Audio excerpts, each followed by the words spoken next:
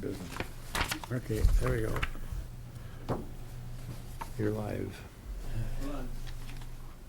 Good afternoon, everyone. We'll call the meeting of the New Ulm Airport Advisory Commission to order.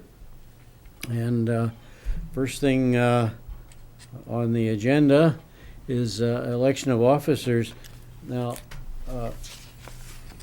as I look at the list, nobody is up for election, is that correct? Mr. Chair, I listed the 2015 officers that were elected in February last year, so that's the officers from last year, and you would need to elect officers for this year. You're talking about officers now, rather than members? Correct. Okay, okay. There was a membership roster attached on your agenda, just so you knew Yeah, who the updated, but it hasn't changed from last year. No, because nobody is out. as of Correct. Right now, so, all right, we're open to proposals for any changes in officers. Hearing no suggestions, I'll make a motion. We unanimously pass a ballot for all three. I second it. Any discussion? Hearing no discussion, call for the vote. All in favor, say aye. Aye. Okay. Guess we all got it for another year.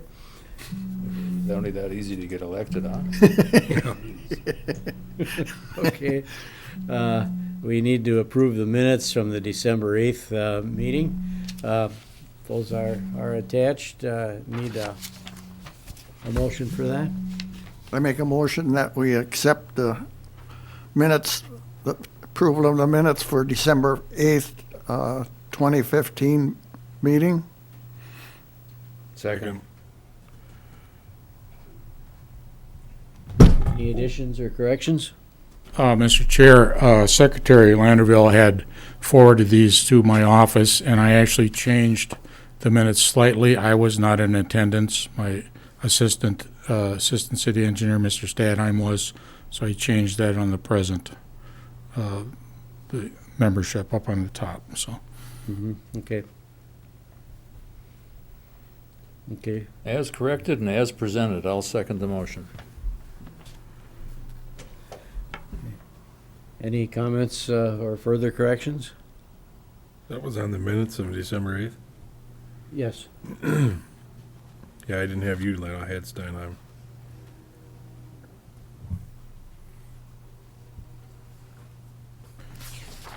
Yeah, whatever we got on,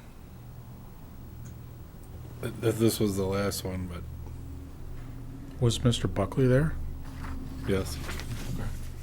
You weren't here, but your assistant was here and Buckley was here. Right. Okay. So I think what's on your packet should be correct. Yeah. What's in the computer, or you don't have it up. Okay. Sounds good. Any further comments or corrections? Hearing none, all in favor say aye. Aye. Aye. Opposed? Motion passes. Okay, the old business, the finalized crosswind runway focused planning study, and I guess that's you guys, huh? That's us guys. Okay, Please. I did bring a copy tonight. I've got a PowerPoint presentation, but I've got the slides here that each one of you might find a bit easier to kind of follow along through here, so. Squinting, trying to look at the TV screen. Thank you, sir. Thank you. Thank you.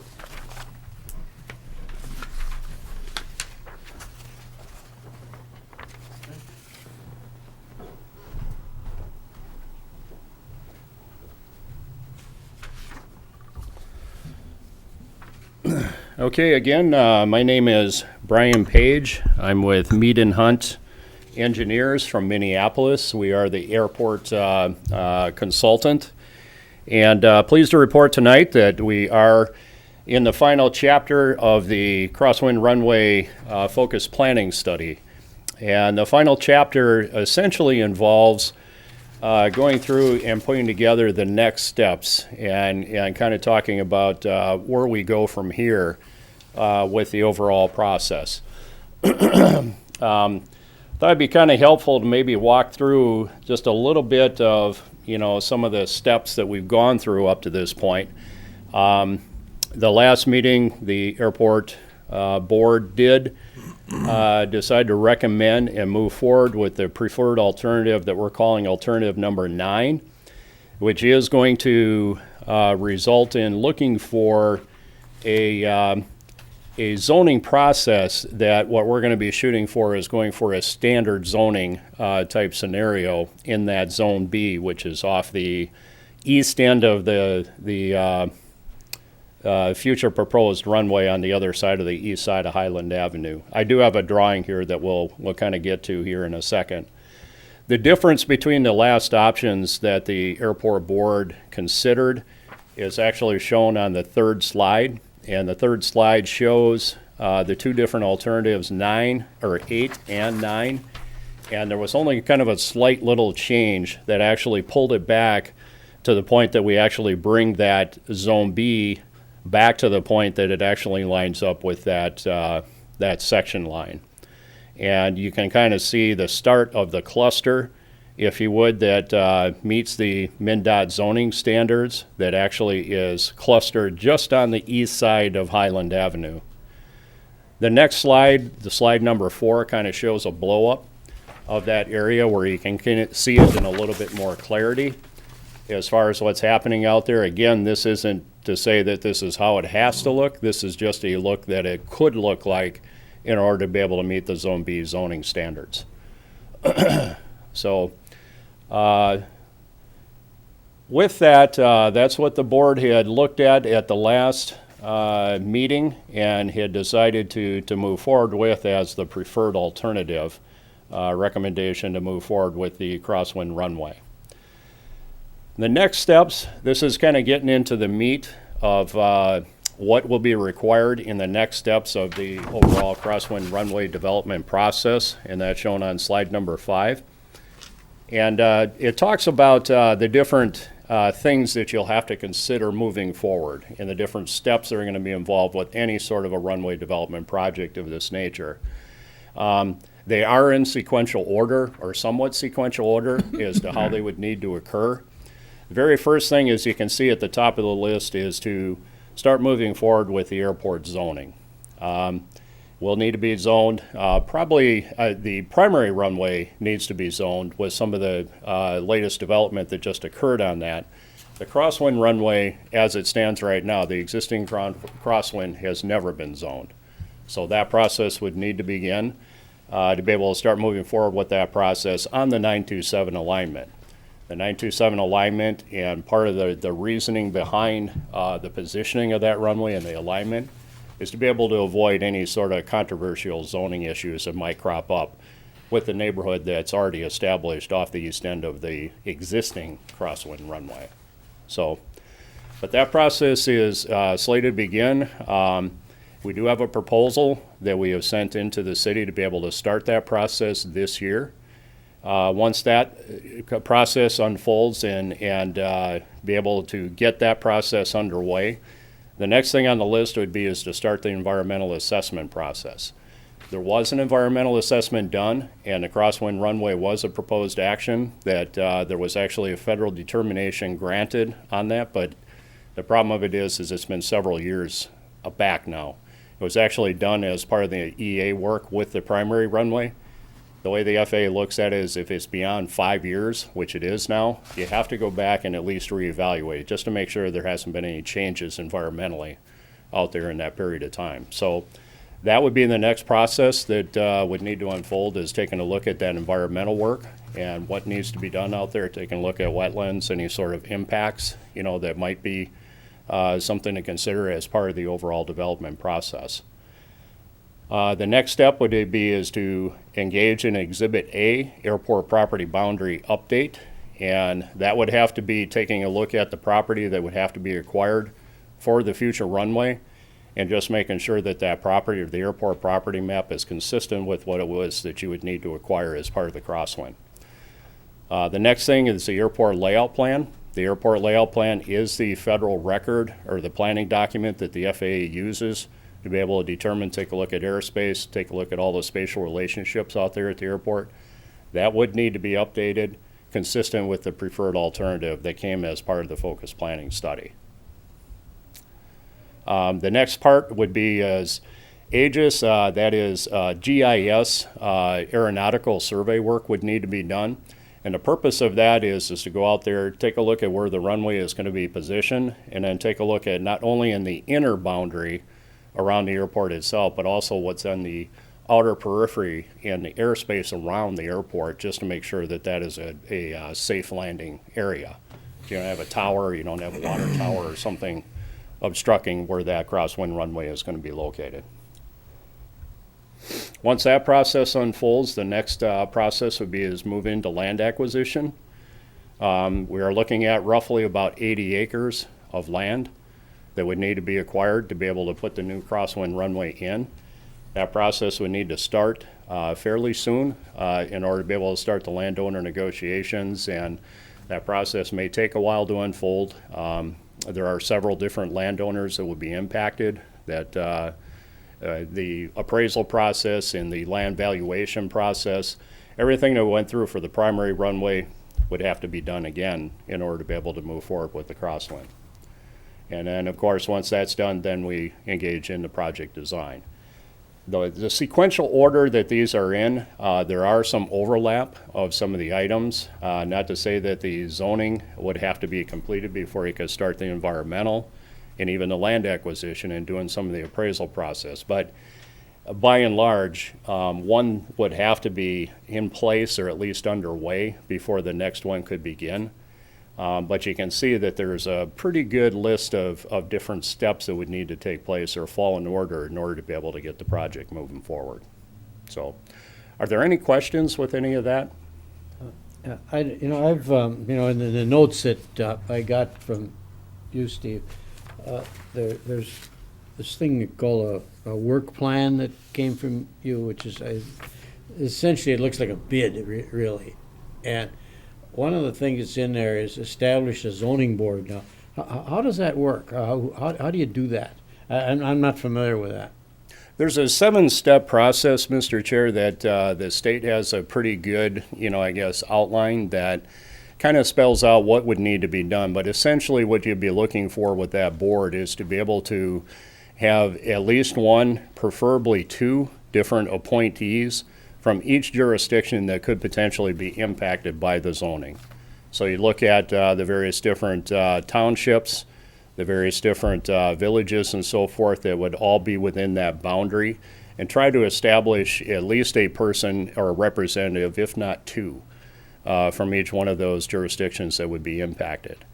And then that board, once they are approved and in place, then the process would begin. And again, it's a 7-step process that you would go through. And it would have at least 2 public meetings along the way to be able to bring the public into it, gain their input, be able to answer any questions, I guess, that they may have through the process. But you're looking at, in order to be able to get through that whole process, I've seen it probably on the short side take better part of a year. On the longer side, I've seen it take up to probably a year and a half for the whole thing to unfold. Some of that is just exactly what you're looking at, is appointing those different board members and who are they going to be. And Who does that? Yeah. that would actually be done collectively through the various different jurisdictions, the way that I've seen it done. It's either done through the city or the townships, that they would, seek out those individuals and to appoint them to that board to be able to move forward. But if you would like, I could send you the guidance, and there's actually even a kind of a letter template, if you would, of an invitation for those different individuals that could be sent out to them, soliciting their, interest of actually being placed on that joint board. If you'd like, I could give that, send that to Steve, and then Steve could maybe disseminate that. But where, I guess, maybe a more fundamental question would be, where does, in this particular case now, where does the leadership come from here? Who establishes this fact that we got to establish a zoning board? Who does that? Does the city do that, or does the city council, or the city administration, or what? And again, I've never done this before, so I don't understand how it works. Generally speaking, the leadership of each jurisdiction, so certainly the city leadership and the administrative side of it would have their own appointees that they would put on the board. And then I believe there's at least 2 different townships that I think that I'm aware of, Milford and I can't remember the other one, but I think there's a couple of other townships and possibly even the county. And each one of those leadership divisions would have to establish who their appointees are going to be that would sit on that board. Now, Steve, would you take care of that then? Mr. Chair, it certainly would be part of the process that I would be involved in. I think it'd ultimately be a city council decision with a recommendation from this board with regard to the appointees for the city. And we would have to work through the process. But as I recall, the last commission was in the early 80s. So there was membership from the Milford Township Board, as Brian mentioned, and I think the county as well. So they would have to appoint their members. And then we would convene as a commission and work through the process that way. So I would certainly be involved with it, yes. But are they the people that work on this airport zoning ordinance update then?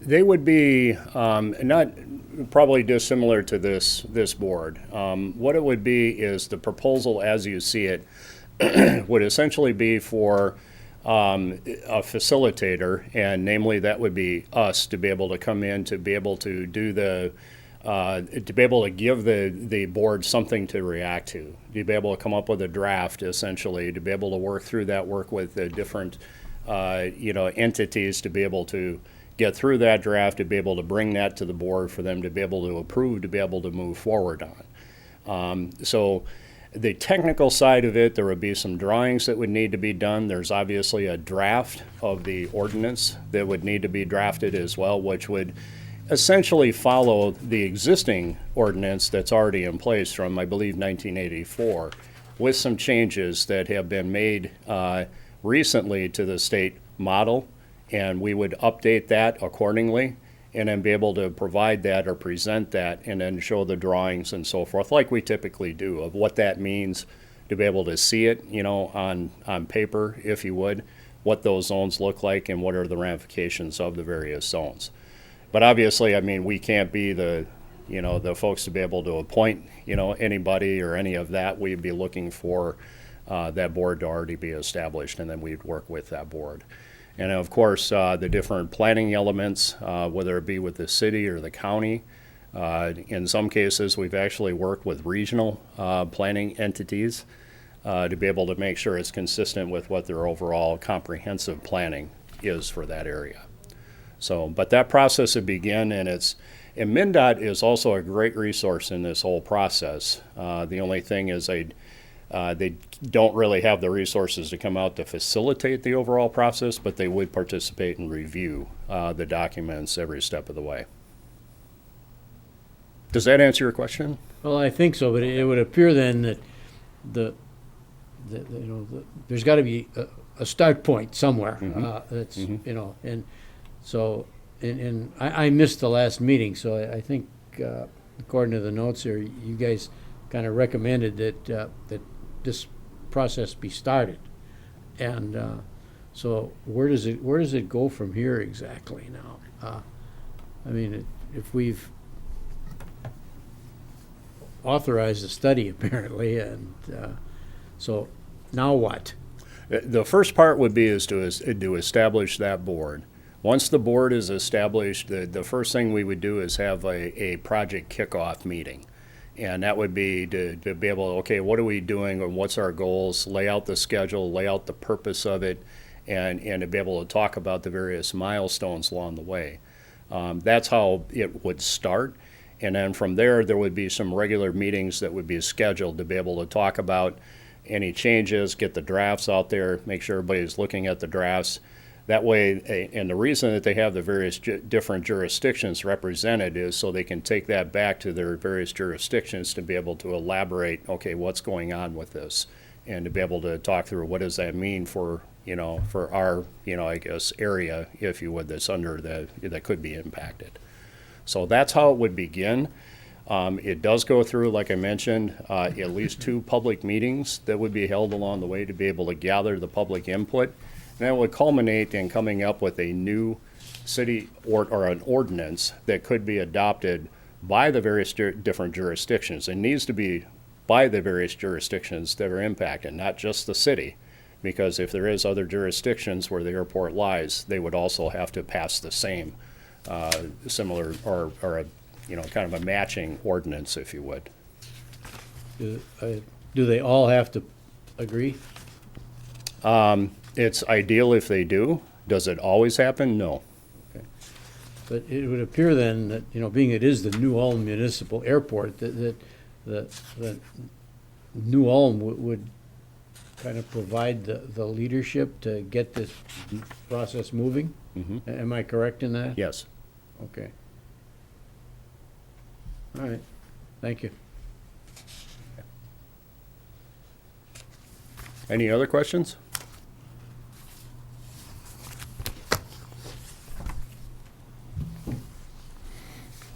Okay, with that, kind of talk about just some of the other next steps. There is a meeting that's going to be happening tomorrow, and that's down at the Federal Aviation Administration Airport District Office in Minneapolis.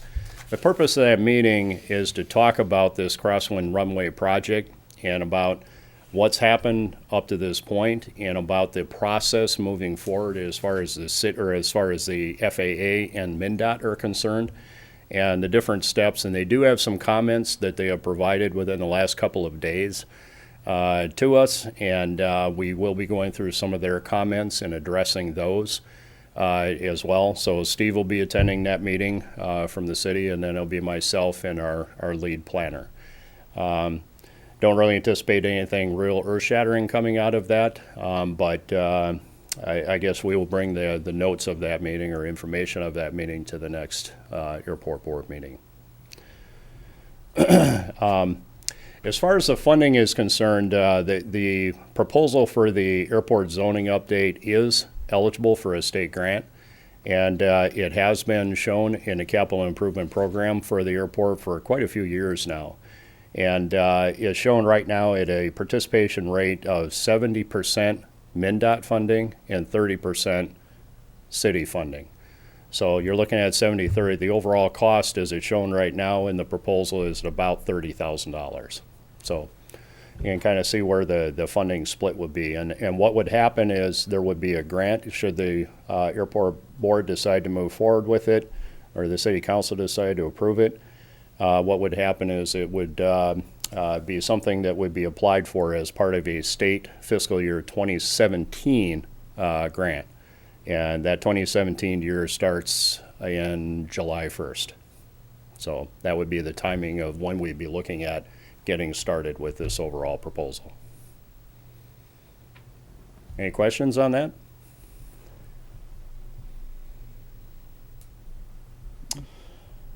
Okay.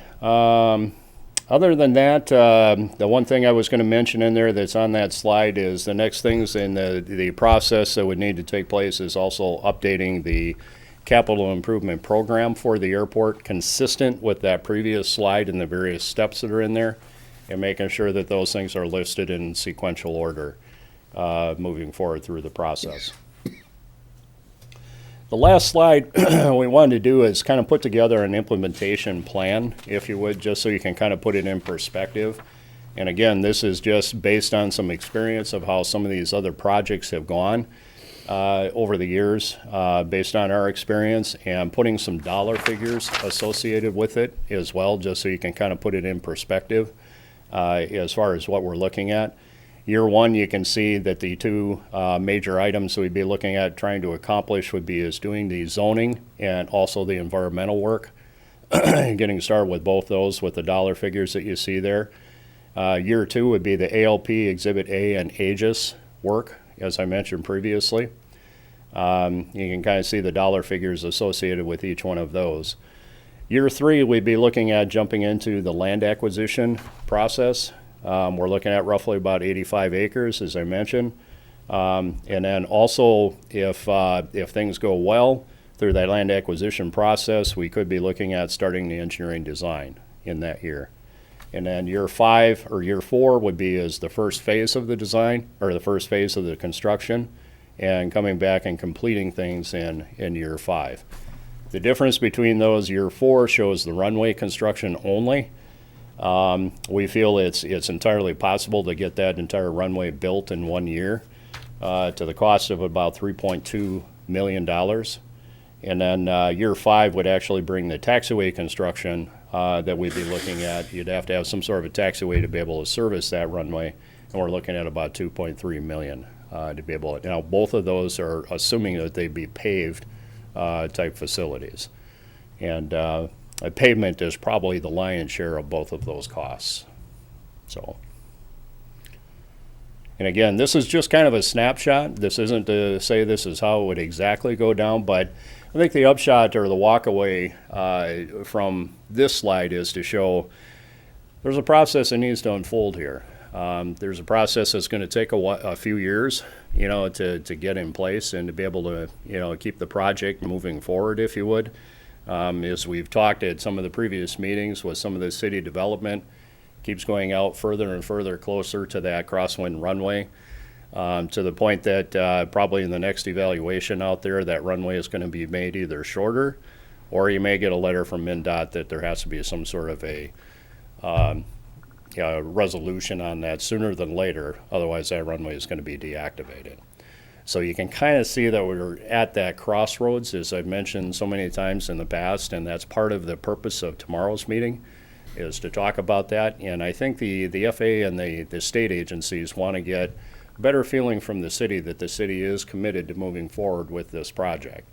If they are, and then likewise, Steve and I have kind of talked about it, the city would like to know that the state and the feds are behind, the city's ambitions to move forward with this project as well. So that's about all I had as far as Crosswind Runway is concerned, unless there's any questions. I don't. No? Well, I'd just offer the opinion, kind of as I have before, Steve, that the timing is not imperative to me. The construction, the taxiway, a lot of options down the road. But right now, the zoning seems imperative, and that doesn't seem like something we can wait on, or that's something we can think about doing. That's something we gotta do that, and get it done, get it behind us, get some breathing room. Yes, Mr. Chair, and I would agree, and I think that's the major difference in the updated zoning would be there's some minor adjustments because of the primary runway lengthening, but we want to include that future crosswind run location to have it zoned and protected, which had not happened in the existing turf. And that's one of the reasons that we wanted to schedule the meeting tomorrow, is to make sure that the MnDOT Aeronautics and FAA are behind the recommendations from this board. And once we have that sense, then I was going to have this board or myself take it to the city council for their consideration, and then hopefully move forward with at least the zoning process. Just as a practical matter, the city council then would authorize the establishment of that board? Is that kind of the way that works? Mr. Chair, I'm not certain, but that's my understanding, that would kick off the process, and we'd have to work with the consultant in the 7-step process and the city attorney and city council and keep you guys in the loop, because obviously I would assume 2 members from this board would be on that commission as well. Okay.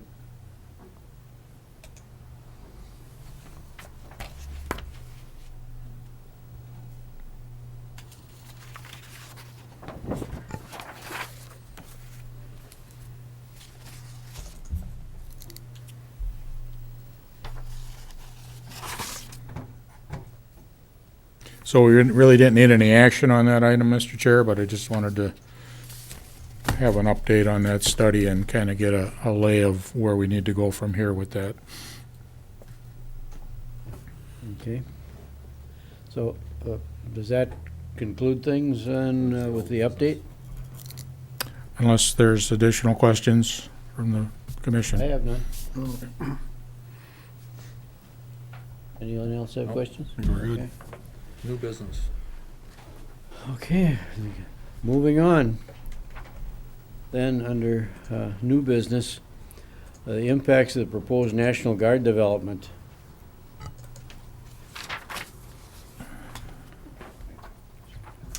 Mr. Chair, you had brought up that you would like the commission to be updated on the proposed National Guard development, and I'm not certain if we had discussed it here as part of a commission meeting before, but there has been a proposal for the city to purchase 30 acres off the west and south end of the primary runway to accommodate the National Guard building a regional facility.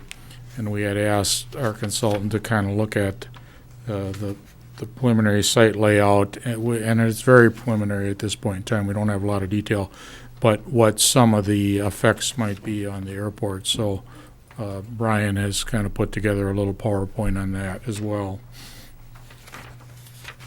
Okay, Mr. Chair, members of the board, as Steve has kind of mentioned, we have just a quick presentation. There isn't a whole lot of information that is out there available regarding this facility, but since it is looking like the site that is going to be of choice is actually going to be, if you look on the third slide of the handout that you have before you, you can kind of see where that site is going to be nestled in, essentially on that north end of the airfield, just west of the runway 15 approach.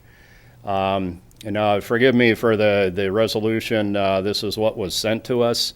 You can kind of see the cutout or the blow-up section that was down in the lower left-hand corner of that slide.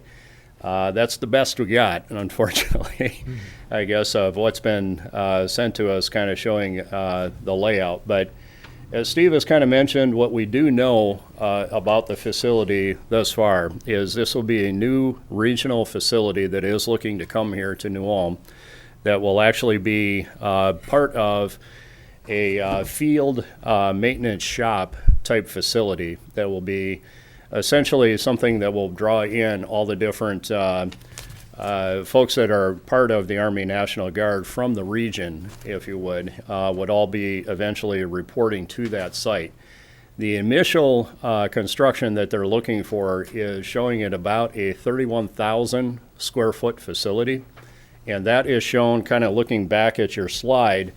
That is the facility, if you can kind of make it out in the very lower left-hand corner, it almost looks like kind of an L-shape type facility, which is kind of, snugged up on the south side of that developed or future developed site. That is the facility that they're talking about initially. Through the discussions with the folks at the Guard Bureau and some other, I guess, planning folks, it does look like there is a possibility of another 60,000 square foot readiness center that they're looking at, and that's the shape that you see just north of those two kind of L-shaped buildings, if you would.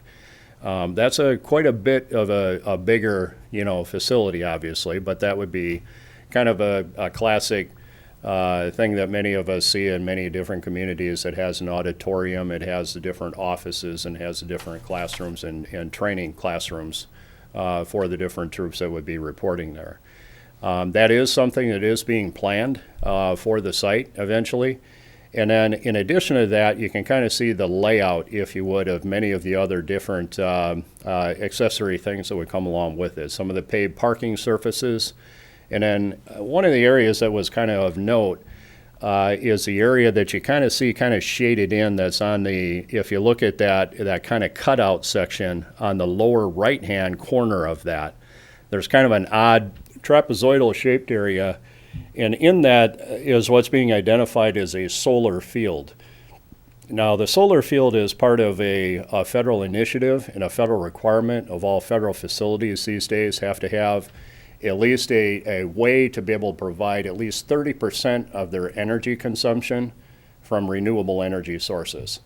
And some of the upfront planning work that's been done, or some of the initial planning work that's been done, has shown that they have looked at geothermal and they have looked at solar, PV type of a solar field out there. They chose to go the solar route, but again, that's something I think we'd need to talk about later on down the road. I think that that could be something that may be an incompatible, type facility out there. Might be something that might have to go back and start thinking about geothermal out there instead. And just from the perspective of glare alone, the glare being that close to the runway might not be a good idea. But the point that I wanted to get across here is we have the former, basically the state officer that was in charge of a lot of these facilities throughout the state of Minnesota. We've got the pleasure of that gentleman works for Mead and Hunt now, for the same company I work for. So he knows this system and he knows it fairly well. What he had mentioned to me, he couldn't be here tonight, he had another commitment, but what he had mentioned to me is he said, the spatial relationships that you see here, there really hasn't been a whole lot of detailed thought put into this at this point. What they're looking at is they recognize that the city is going to be offering somewhere in the neighborhood of about 30 acres, as Steve has mentioned. What they wanted to do is they wanted to just put their facilities on the site just to make sure everything was going to work. Now, is that, the FMS going to be down there where it's shown and is the readiness center? Maybe, maybe not. That would all be worked out as far as the planning and development, design charrettes that would need to take place down the road. But what they were doing is really just merely looking at from a spatial relationship at this point. So even the solar field is subject to a lot more discussion down the road. So the purpose of tonight was really to talk a little bit, recognize that there is something. It's going to be great for the community. It's going to bring a lot of commerce here. There's going to be a lot of troops that will be here. They're probably going to stay at hotels, need a place to stay, a place to go out to eat, everything else. So it's a good thing for the community. And I think, as history has shown, the two can coexist pretty good. There shouldn't be a reason why they can't be side by side. There's many other communities that have a similar type of layout. Yes. So if I'm following you on the map, and it's very, very preliminary, but it does quickly point out that the two uses are quite compatible and that the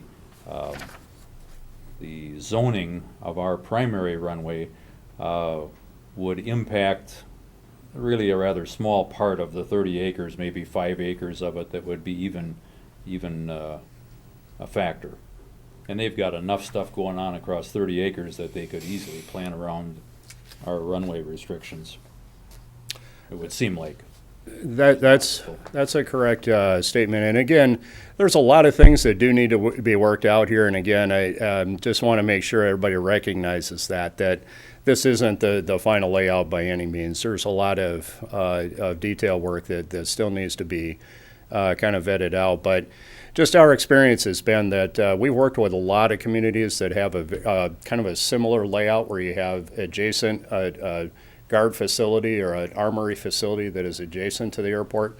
It happens quite frequently, and the two can be very good neighbors, with one another. But there are certain things, just like anything else, like the school just recently, that you do need to think about, and you need to make sure that that there isn't something that all of a sudden creates a oops down the road or something that could become an issue.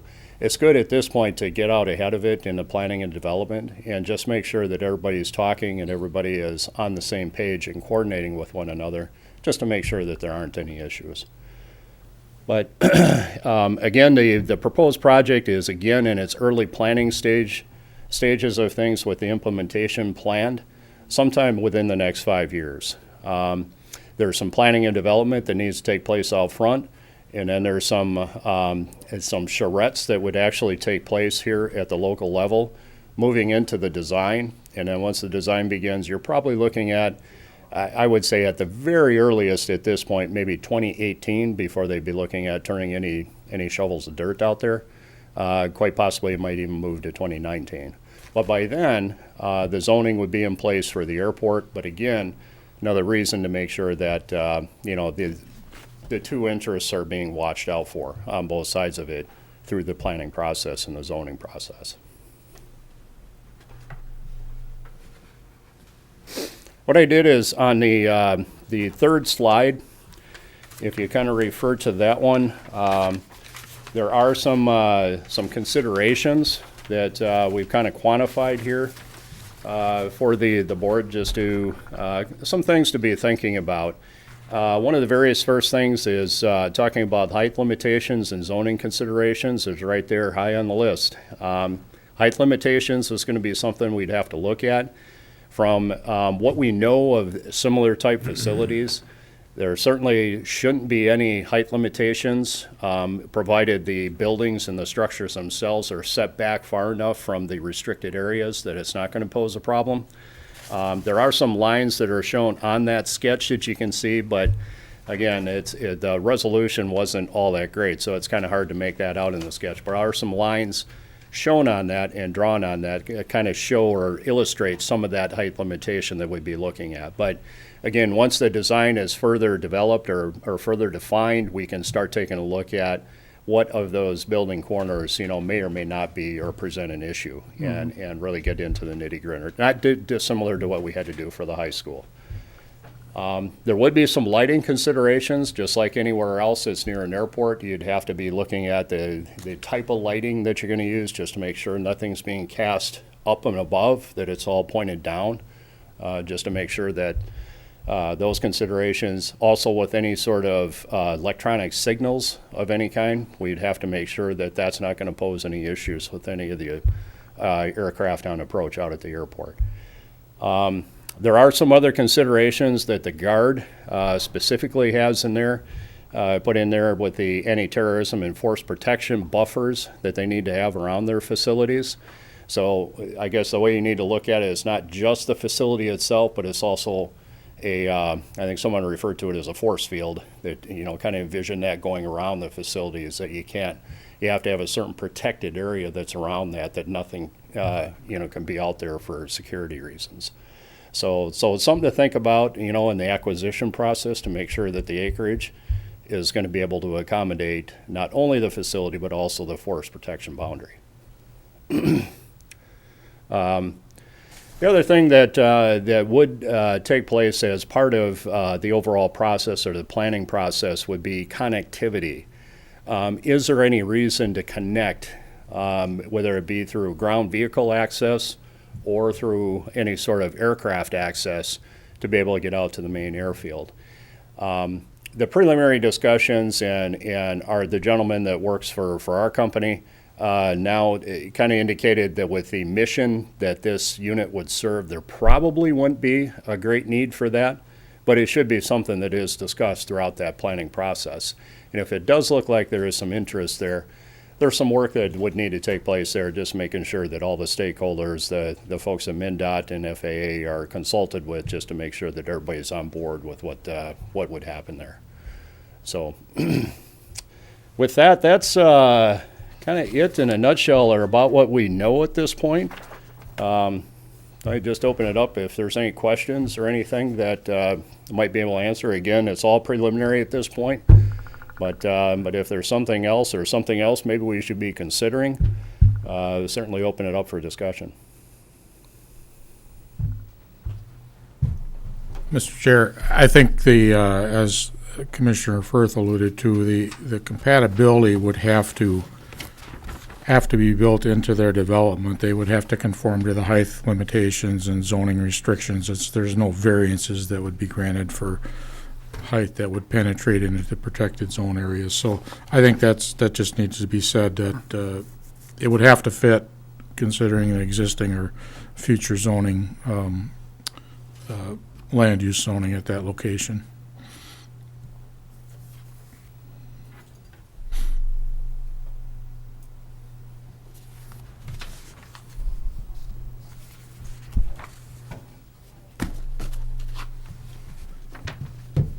Okay. Question for Steve, I guess. Would it be appropriate for the commission to get the zoning process moving today by recommending, is the starting place to recommend Mead and Hunt's, involvement in this? Mr. Chair, I would say item 4B is we would be looking for a recommendation to move ahead with the zoning task order. It ultimately would have to be approved by the city council. But again, this would be good information for me to share with the FAA and MnDOT Aeronautics tomorrow that the zoning commission has not only approved the 3220-foot paved runway along the 927 alignment, but you want to move ahead with the zoning update as well. So that Correct. is certainly part of the process, yes. I would make that motion. We can, just to get it on the table and Right. discuss it, I'd make the motion. I'll second it. You're talking about the task order 2015-1, right? Correct. Yeah, I second that. And again, it's about $30,000. If we're able to accomplish that 70-30 split, it would be about $10,000 local cost, but we really need to update that ordinance. Yeah. I mean, I think it's safe to say that's where it all begins, right? In the Correct. updating of that ordinance.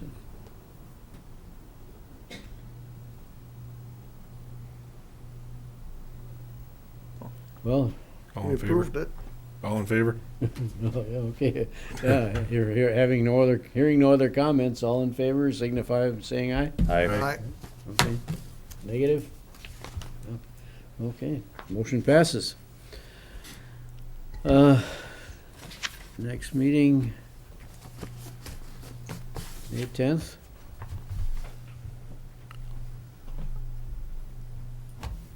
Well, it's possible that in the next month, we would be to the point where this commission could suggest a person or two for that zoning commission.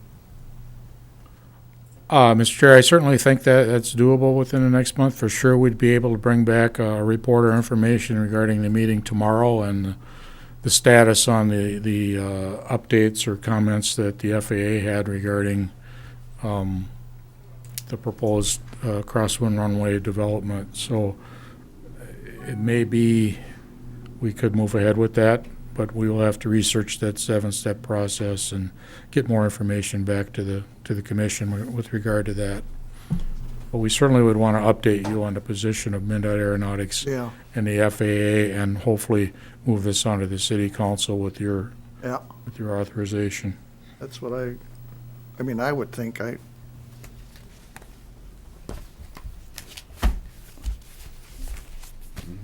Okay. Well, any further comments? Hearing none, we need a motion for adjournment. I make a motion that we adjourn and set the next meeting for Tuesday, May 10th, 2016, 4 o'clock. Second. All in favor? Aye. Aye. We are adjourned.